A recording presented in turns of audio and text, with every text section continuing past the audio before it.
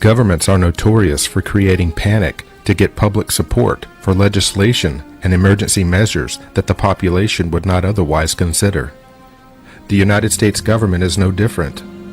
Whether it concerns war with other nations, battling a disaster in our own country, or control over the population during natural or health emergencies, governments instill fear to coerce the population to give up their rights in order to cooperate. The mainstream media is complicit in exciting panic among the people as well. The media's role during the H1N1 flu scare was clear. Swine flu normally infects pigs, but this virus is a new strain. These are a new swine influenza virus. They're new for pigs and they are new for people. The plans are already in place to force the non-compliant public to cooperate. You can be removed from your home, by force if necessary, mandatorily quarantined and vaccinated against your will. Your children can be removed from schools and taken to safe yet undisclosed locations until it is deemed safe for their return. This is all under the guise of protecting our nation. O fim das comunicações entre os 12 pontos de pouso E existe a possibilidade de... Um momento. Chegaram informações. Nós agora vamos interromper a programação para trazer as últimas notícias. A China pede uma coletiva de O general Cheng, comandante-chefe do Exército de Libertação Popular, anunciou em uma coletiva de imprensa de emergência que a China está recuando. A China declara que todas as informações recebidas serão compartilhadas com as outras nações pesquisando. Cientistas de todo o mundo estão examinando informações recebidas. Últimas notícias. As Forças Armadas da Rússia estão revelando as informações que conseguiram. O que será da humanidade a partir de agora? São perguntas que fizemos durante toda a vida.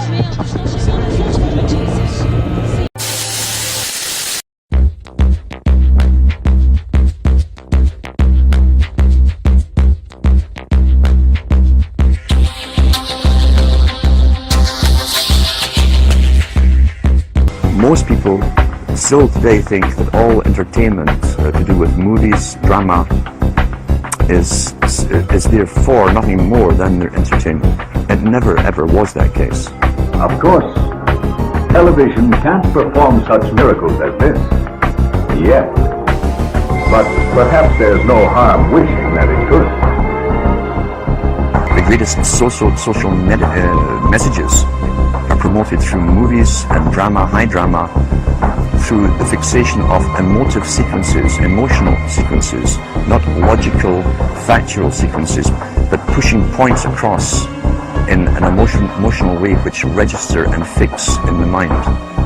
So emotional content is very, very important, rather than going through an actual discussion or an argument using logic and facts. There's no debate, and when you're being downloaded through fiction, your guard is down. The censor part of your brain is not in action. It isn't saying, yes, I agree with this, I disagree with that, as you would in a debate or a lecture. You're actually in an alpha state, being completely downloaded with new ideas. You have to do it through the mind, either through fear or through conditioning people to think the way you want them to think. These are all the diversions, constantly. And then, of course, these people will tell you all the news that those that own the media want you to believe is true. It's what news is. And the whole foundation of all of it is be afraid, be very afraid. The big bad monster is coming as soon as we've invented him. Keep people in fear. Keep people in states of stress. And crucially, this will have implications as we go through the day, keep them in a state of surviving. Got the judges in their back pockets, and they own all the big media companies, so they control just about all of the news and information you get to hear. They got you by the balls. They spend billions of dollars every year lobbying to get what they want. Well, we know what they want. They want more for themselves and less for everybody else. But I'll tell you what they don't want. They don't want a population of citizens capable of critical thinking. They don't want well-informed, well-educated people capable of critical thinking. They're not interested in that. That doesn't help them. That's against their interest. That's right. They don't want people who are smart enough to sit around the kitchen table and figure out how badly they're getting fucked by a system that threw them overboard 30 fucking years ago. They don't want that. You know what they want? They want obedient workers. Obedient workers. Throughout history, social engineers have refined techniques designed to control large populations. About 100 years ago, this big organization with many branches, they wanted to rule the world basically using Britain as a nucleus of a system, an embryo, which also was going to be joined with the US under the Anglo-American establishment, who wrote about the kind of culture and the changes of culture over a 100-year period that they would actually design, implement, and bring in. So we have this crazy world, and it gets crazier. The idea is to keep us so focused on survival. It's like that mass mind control manual that came to light a few years ago called Silent Weapons for a Quiet War, how to manipulate the population. And one of the lines in it said, keep them busy, busy, busy back on the farm with the other animals. So the more you can keep us in a state of survival, more and more stress. And those fears are really played up in the media through the sensationalized stories that will lead the newscast. The point is that the news media preferentially feeds us negative stories because that's what our minds pay attention to. And there's a very good reason for that. Every second of every day, our senses bring in way too much data that we can possibly process in our brains. And because nothing is more important to us than survival, the first stop of all of that data is an ancient sliver of the temporal lobe called the amygdala. Now, the amygdala is our early warning detector, our danger detector.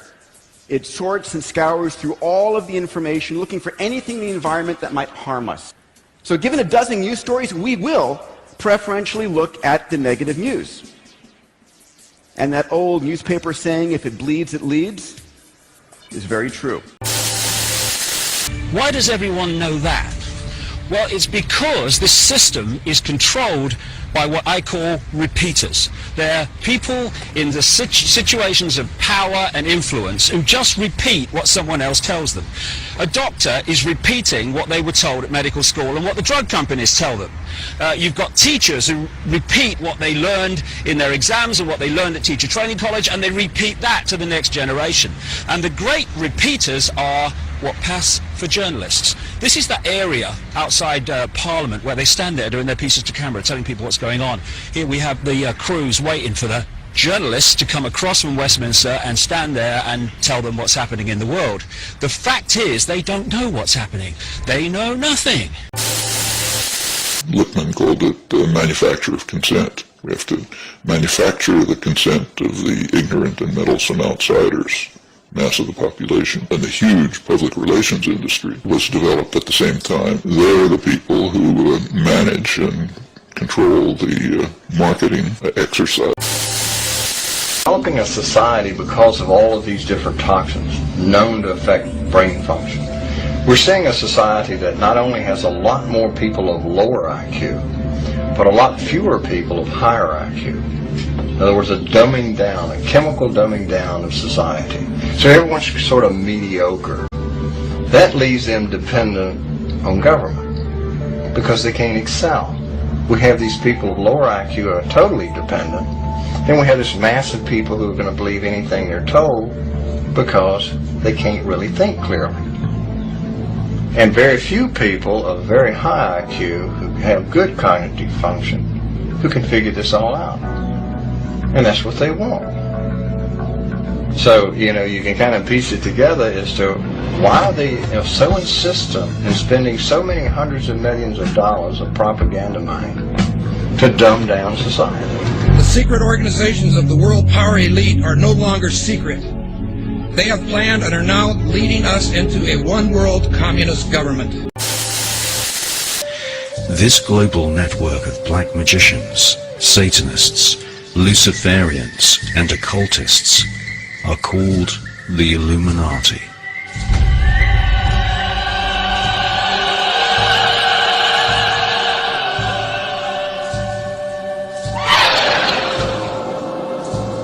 The Illuminati are engineering wars and ecological catastrophes, causing millions of people to die in a state of terror.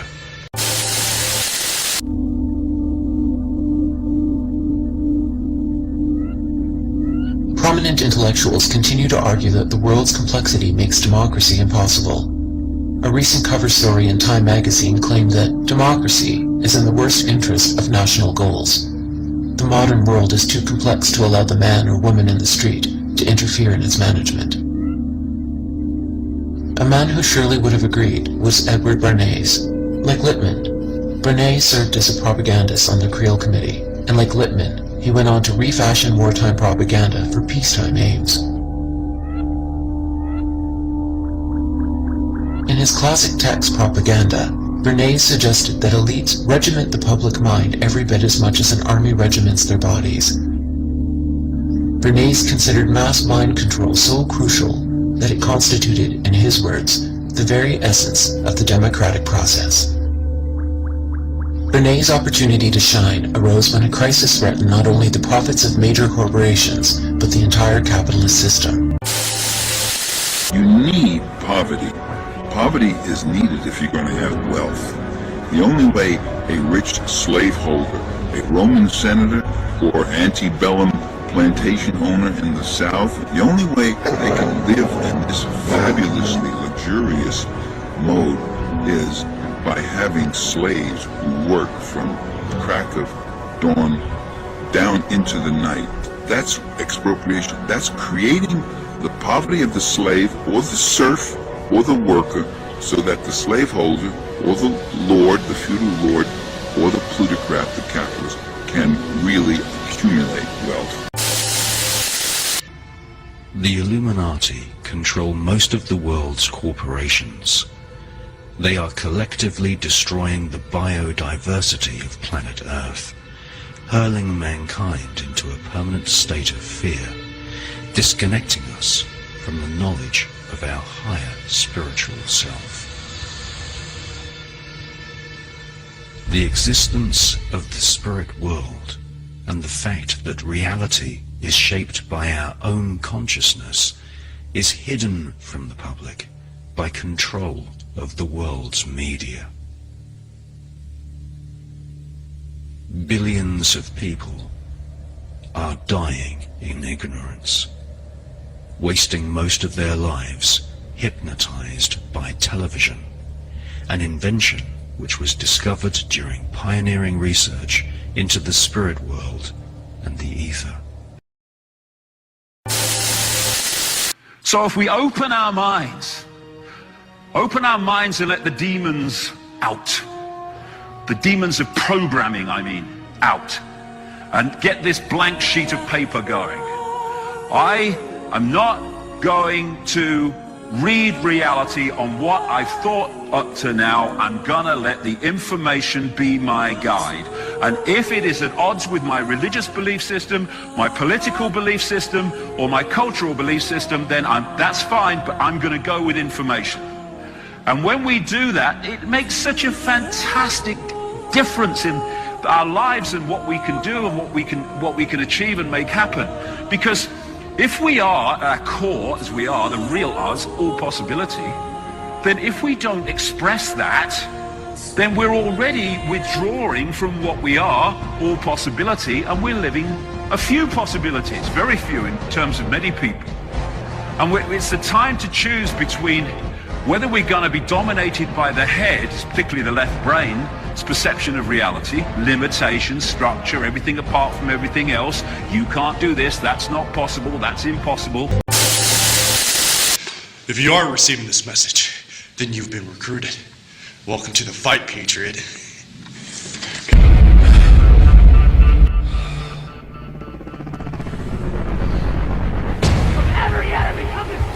The thing that you have to begin to understand about conspiracy theory is that at some point, it's no longer theory. You talk about peak oil, you talk about FEMA camps, you talk about global warming, you talk about the UN, you talk about the NWO. They're prepping for megadeath.